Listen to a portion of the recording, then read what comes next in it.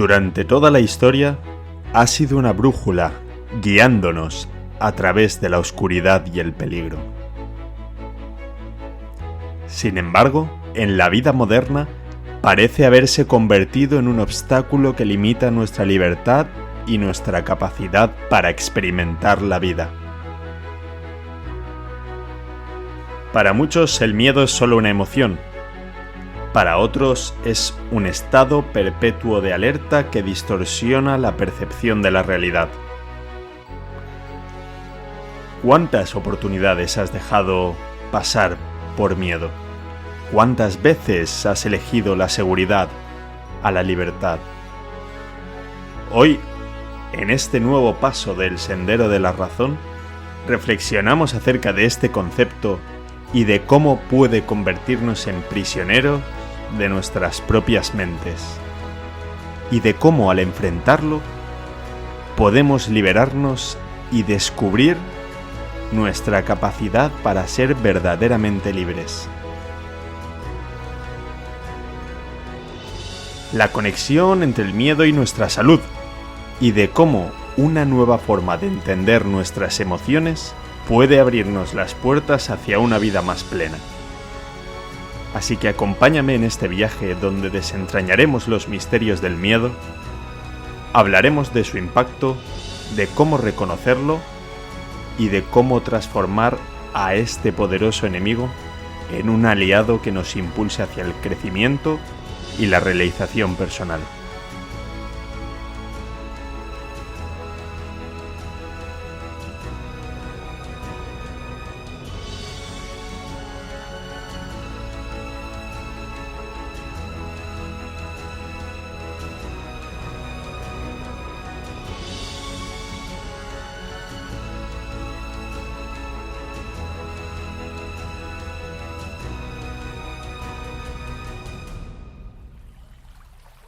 Lo cierto es que no es casualidad que este capítulo del miedo fuese el tercero del libro, y mucho menos que fuera detrás de inteligencia y libertad. Y creo que este orden era correcto para entender mucho mejor lo que se expone en el capítulo. Y esta cita con la que voy a empezar el capítulo describe muy bien su relación con la libertad. La cita es de Ernst Jünger y se puede encontrar en La emboscadura. El auténtico problema es que una mayoría no quiere la libertad y aún le tiene miedo. Para llegar a ser libre hay que ser libre, pues la libertad es existencia, concordancia consciente con la existencia, y es el placer, sentido como destino, de hacerla realidad. Teniendo en cuenta el objetivo de este libro, este es uno de los conceptos que más impacto tiene. De hecho, muchas de las personas que escuchen este podcast se pueden sentir identificadas con algunos de los puntos que veremos. Yo lo hice. Y los veo también en mucha gente que conozco. Y es que el miedo es un arma de doble filo poderosísima, capaz de destruir la vida y protegerla con la misma fuerza. Posicionarse contra el miedo sería una temeridad. Desde el punto de vista evolutivo, que estemos aquí comunicándonos a través de estas palabras es, en gran parte, gracias al miedo y a cómo éste nos ha salvado del peligro. Pero considero de vital importancia aprender a identificarlo y tratar de que su enorme poder no termine aplastándonos. Una vez lo identificamos, convertirlo en algo útil y beneficioso es casi automático. ¿Qué relación tiene el miedo con la inteligencia y la libertad que ya hemos definido y que Jünger cita en La emboscadura? Que provoca lo que se llama un estado mental limitante. Es decir, una situación que origina en nosotros que los recursos como la inteligencia, la experiencia o el aprendizaje que hemos ido adquiriendo con el tiempo no podamos aplicarlos, porque nuestro cuerpo está siendo presa del miedo. Demuestra Antonio Escotado en Enemigos del Comercio que las sociedades, históricamente, han tendido a elegir la seguridad por miedo a la libertad. Al ser la realidad flujo, constante cambio, hay que entender que la vida es impredecible y pura incertidumbre, un adentrarse en lo desconocido. en la majestuosidad del continuo asombro. Y quien no comprenda esto no hará más que hacer oposiciones a la infelicidad. El miedo a la libertad no es más que el miedo a nosotros mismos, a lo que podemos lograr y a lo que no, ante el poder fallar o cometer errores. El ataque de vértigo que provoca estar frente al gran abismo de lo incierto es lo que impide hacer, pensar, imaginar, buscar soluciones, retos, objetivos, proyectos, desafíos, desarrollarse, autodescubrirse, en definitiva, realizarse. Es en ese momento en el que se opta por la seguridad. Pero una seguridad basada en no aplicar la libertad es una seguridad imaginaria. El problema del que hablaba Escotado es que hay gente que directamente se ahorra el ataque de vértigo y ni siquiera se planta frente al abismo. Se quedan donde están, en su zona de confort. Practican la idea fija. Se basan en una serie de derechos adquiridos. Repiten dogmas, caen en ideologías y por lo tanto viven ajenos a la realidad. Como sonámbulos presos de un patrón. Incluso la realidad les molesta. Y pretenden que sea esta la que se adapte a su estructura, hasta con las cosas malas. Porque si lo malo que creen, esa gran amenaza, no existe, se molestan, porque la necesitan para oponerse. Cuando la vida es todo lo contrario, y pretender estructurarla es como querer ordenar granos de arena. Está claro que todo esto es debido a que el miedo tiene como principal objetivo hacer que la persona sobreviva. Sin embargo, la mayoría de miedos y preocupaciones que tenemos en nuestro día a día vienen dados a nivel mental, es decir, no corresponden a un peligro real para nuestra supervivencia. Son fruto de nuestro diálogo interior, de cómo le damos vueltas y vueltas a un mismo tema, y sobre todo de cómo percibimos la realidad o el mundo que nos rodea, nuestro hábitat. Y es aquí donde reside el gran peligro del miedo. Tradicionalmente impulsado por filósofos racionalistas del siglo XVII como Descartes, se ha creído que los pensamientos y las emociones no tenían relación con nuestro cuerpo y cerebro. Una creencia muy vaga, porque cualquiera puede ser testigo, por ejemplo, de cómo unos nervios previos a un examen o una prueba médica nos han hecho ir al baño más de lo habitual. Por suerte, en 1994 el neurólogo Antonio Damasio refutó y liquidó este pensamiento con la publicación de su libro El error de Descartes. Resulta que todo lo que pensamos y sentimos tiene un impacto directo en nuestro cuerpo, en nuestra salud y en nuestro cerebro, y para esto la definición que tenemos de nosotros mismos y del mundo es fundamental. Ante un peligro, nuestro sistema hace una lectura rápida de la amenaza y activa una serie de mecanismos para responder a él. Así que uno de los objetivos que tiene este libro es evitar que hagamos una lectura errónea de la realidad. Se pueden poner en marcha una serie de procesos muy similares ante la presencia de un tigre como de una persona. Por eso a veces reaccionamos de manera tan agresiva o repulsiva ante alguien que no tenía la intención de hacernos daño. Precisamente porque hoy en día los peligros para los que está preparado este mecanismo de defensa se han reducido de forma considerable, y más aún en nuestra sociedad. Ya no vivimos en un mundo hostil. A priori puede no parecer un problema mayor, pero lo es cuando tenemos en cuenta que es nuestra lectura de la realidad la que influye en esto. Y si nos damos cuenta, estamos continuamente bombardeados con malas noticias, una visión trágica de todo, la economía mundial y la inseguridad laboral, amenazas continuas a nuestra seguridad, que van desde virus y epidemias hasta terrorismo, criminalidad, la guerra nuclear, el constante desarrollo de productos y tecnología de la que no podemos estar continuamente actualizados. Cuando una persona se ve atrapada por esta percepción de su alrededor, cae en lo que se llama el secuestro amigdalino, que es cuando las amígdalas cerebrales, uno de los núcleos centrales del miedo, se quedan encendidas como si viviéramos en constante peligro. Ya no es que sintamos miedo, es que vivimos asustados. Y entramos en un estado de pura supervivencia en el que la realidad se filtra de manera que solo percibimos lo que supone una potencial amenaza.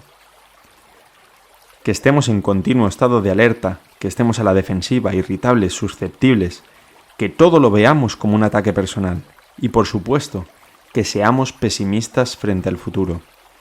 Liberar del miedo al ser humano es mucho más importante que proporcionarle armas o medicamentos, pues el poder y la salud están en quien ha vencido el miedo.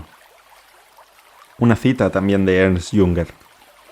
Cuando en nuestro cuerpo se da una activación mayor o durante más tiempo de la que es capaz de soportar, o mitigar mediante su adaptación al medio, aparece lo que se conoce como distrés.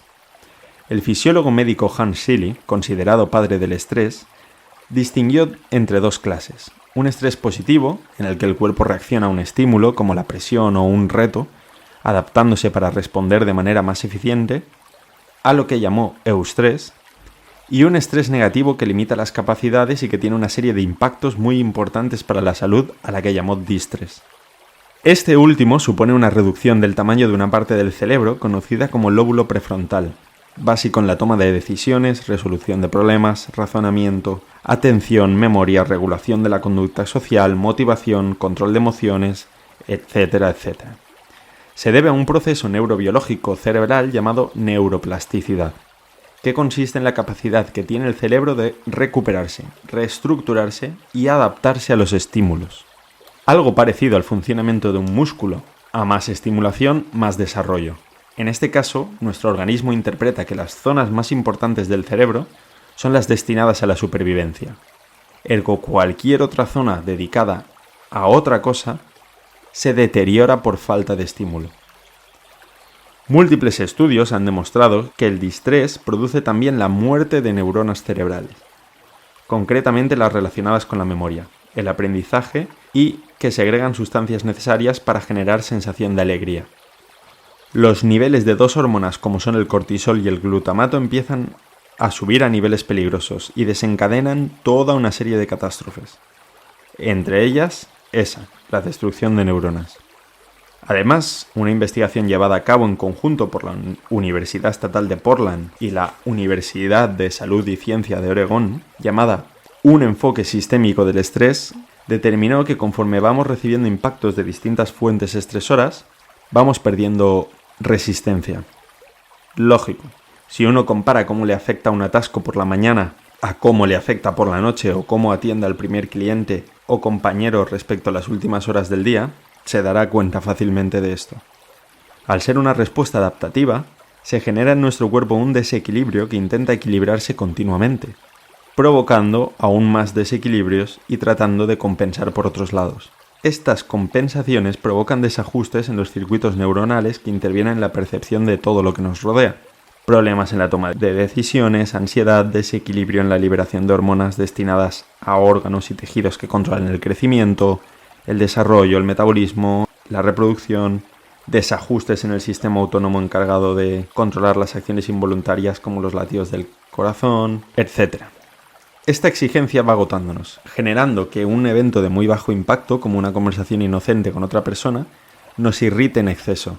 Y cuando esta situación se mantiene en el tiempo, se genera un fenómeno conocido como carga alostática.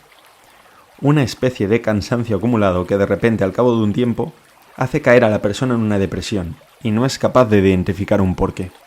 Así es. El estrés también está directamente relacionado con el sistema inmunitario. Este sistema está dividido en dos partes principales: el innato, encargado de dar una respuesta rápida e inespecífica, y el adquirido, que responde de forma específica y adaptativa.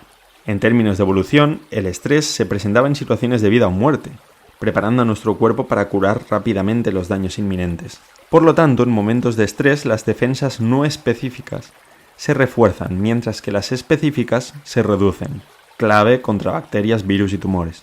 El nivel de cortisol se encuentra permanentemente elevado, alterando las respuestas del sistema inmunitario, del digestivo, del reproductor y los procesos de crecimiento. Sumado a eso, este se acopla a los receptores de glóbulos blancos y secretan menos interleuquina 1 beta, molécula que estimula la multiplicación de células inmunitarias, formación de anticuerpos, reclutamiento de leucocitos, la respuesta de neutrófilos y la síntesis de proteínas en el hígado. Además de lo ya mencionado, la relación del distrés con el aparato digestivo no termina ahí. Hay una región en nuestro cerebro, ubicada en el lóbulo temporal, conocida como ínsula, que se encarga de percibir emociones, regula el estado de ánimo y se encarga de sentir nuestro propio cuerpo. Cuando estamos sometidos por el estrés, la ínsula, que juega un papel muy importante en la red de comunicación, eje cerebro-intestino, se mantiene activa. Todo esto provoca cantidad de desajustes en nuestro aparato digestivo, desde colon irritable hasta gases o el famoso tenesmo, sensación de tener que ir al baño aunque los intestinos estén vacíos, Y por si fuera poco, los efectos del estrés son tan fuertes que una investigación en el Hospital Monte Sinaí de Nueva York y publicada en Nature, llamada Herencia epigenética transgeneracional del estrés en la primera infancia, reveló que un fuerte estrés o un estrés crónico provoca cambios en la anatomía del sistema nervioso y además tiene efectos epigenéticos que se transmiten a través de generaciones.